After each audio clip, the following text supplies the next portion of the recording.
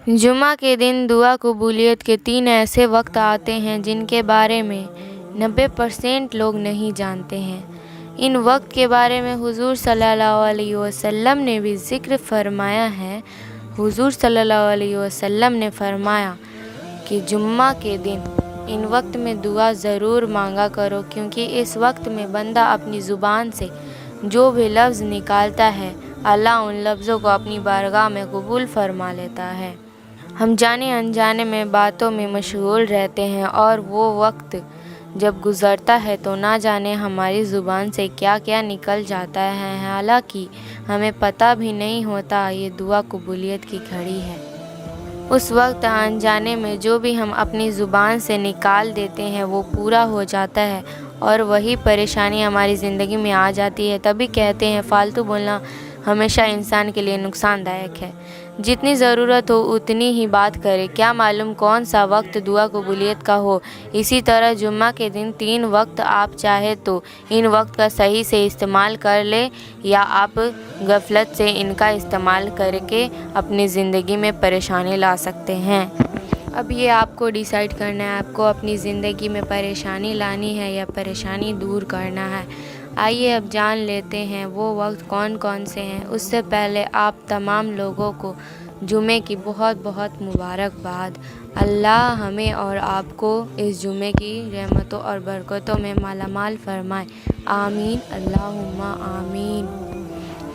یہ جو وقت دعا قبولیت کے ہیں ان میں صرف آپ کو دعا ہی نہیں مانگنی ہے، دعا مانگنے کا بھی طریقہ ہوتا ہے۔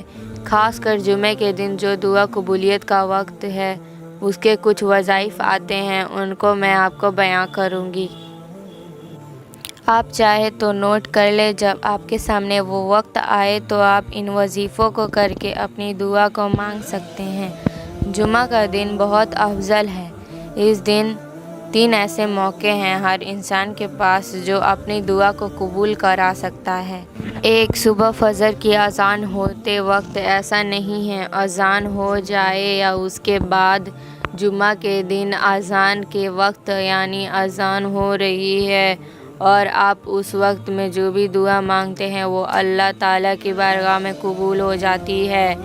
جیسے ہی اذان ہو تو آپ سب سے پہلے اذان کو دہرائیں، اے بھی اذان کے کلمات کا جواب دے۔ اذان ختم ہونے کے بعد اذان کے بعد کی دعا پڑھیں۔ میں نے آپ سے کہا تھا اذان کے بعد کی دعا نہیں مانگنی ہے، پہلے آپ اذان کو دہرائیں، اس کے بعد اگر آپ کے اذان کے بعد کی دعا یاد ہے تو اسے پڑھیں، اگر یاد نہیں ہے تو خالی صلی اللہ علیہ وسلم پڑھ لیں۔ اب آپ نے اذان دہرا لی تو سب سے پہلے شروع میں 3 مرتبہ درود پاک پڑھیں۔ درود پاک جو آپ کو یاد ہو وہ پڑھیں۔ اس کے بعد یا ربنا 7 بار پڑھیں۔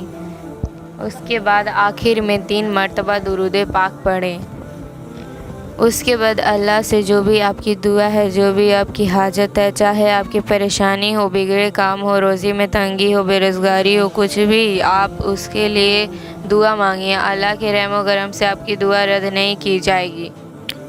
جمعے کے دن ایک وقت تو یہ ہو گیا، اب دوسرا وقت کون سا آتا ہے؟ دوسرا وقت ہوتا ہے خطبے کے وقت۔ ہم جب جمعے کی نماز پڑھنے جاتے ہیں تو آپ نے دیکھا ہوگا امام صاحب خطبہ 2 اسٹیپ میں پورا کرتے ہیں، یعنی ایک بار خطبہ پڑھ کے بیٹھ جاتے ہیں اور پھر دوبارہ سے کھڑے ہو جاتے ہیں۔ جب امام صاحب ایک بار خطبہ پڑھ کر بیٹھ جائیں، ان کے کھڑے ہونے سے پہلے جو بیچ میں گیپ ہوتا ہے اس گیپ میں شروع میں 3 مرتبہ درود پاک پڑھیں، 7 مرتبہ یا ربنا اور آخر میں 3 مرتبہ درود پاک پڑھیں۔ وقت بہت کم ہوتا ہے، یہ مشکل سے 1 منٹ لگتا ہے، خالی 3 مرتبہ صلی اللہ علیہ وسلم پڑھ کر بھی دعا مانگی جا سکتی ہے۔ اس وقت کے بارے میں حضور صلی اللہ علیہ وسلم نے ارشاد فرمایا، جو بندہ خطبے کے وقت جو بھی دعا مانگے گا اللہ پاک اس کی دعا کو قبول فرمائے گا۔ یہاں آپ جو بھی دعا مانگیں گے انشاءاللہ آپ کی دعا ضرور قبول ہوگی۔ اب آپ کے سمجھ آ گیا 2 کون سے وقت ہیں جمعے کے دن۔ اب تیسرا وقت بھی سمجھ لیجئے۔